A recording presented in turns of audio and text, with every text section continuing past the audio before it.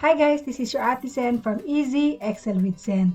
Last time I had shown you how to convert a date into words. This time I will show you how to convert a number into words. Okay? Actually, there's no specific function or formula to convert a number into words directly. However, we can use this spell number function. We have to take note that this spell number function can be used with the usage of codes. Okay, so these codes you can research it in Google. So you can just type it there, how to convert number into words. Okay, but I have here a copy of the codes, okay, that we will be using it later on. Ensure that in your tab, the developer is available. If you don't have the developer tab, okay, I will show you how to do it. Go to File, okay, and then click Options. Click Customize Ribbon, and on the right side, you have to find this developer. Okay, since it's already ticked on my part, the developer tab is already available in my spreadsheet. So if you don't have yet, you have to tick here, okay, and then click OK. Ensure that the check mark is visible and then click OK. Then you can find the developer tab in your spreadsheet. Now we go to your developer tab. Click Visual Basic, this Visual Basic. Then click Insert Module. Okay, click Module. So we'll copy the code from my Word file. Okay, Control A. Okay, just click Control A so that all the codes will be copied. Okay, then Control C or right click, copy. Then let's go again to our Visual Basic, paste. Okay, and then close it. Okay. Then next is you have to save this file into macro enabled file.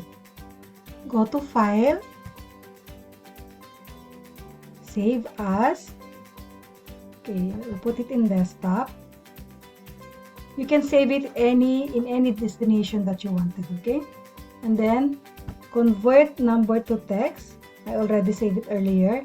And then ensure that the save as type should be this one, Excel macro enabled workbook. Okay, should be workbook, not the template, not this template. It should be the Excel macro enabled workbook.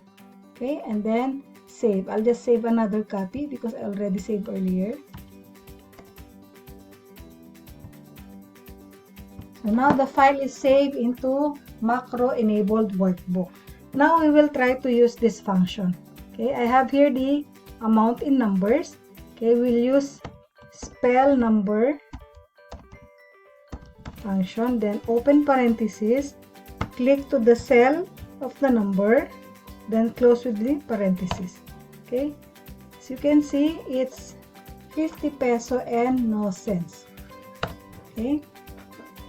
Now, if you wanted to change the denomination, this is in peso. If you wanted to change into dollar, go back to the Visual Basic,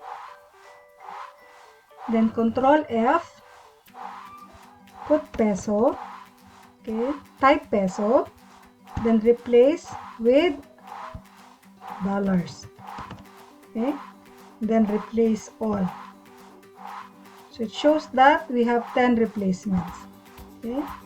Then close it, close again, okay.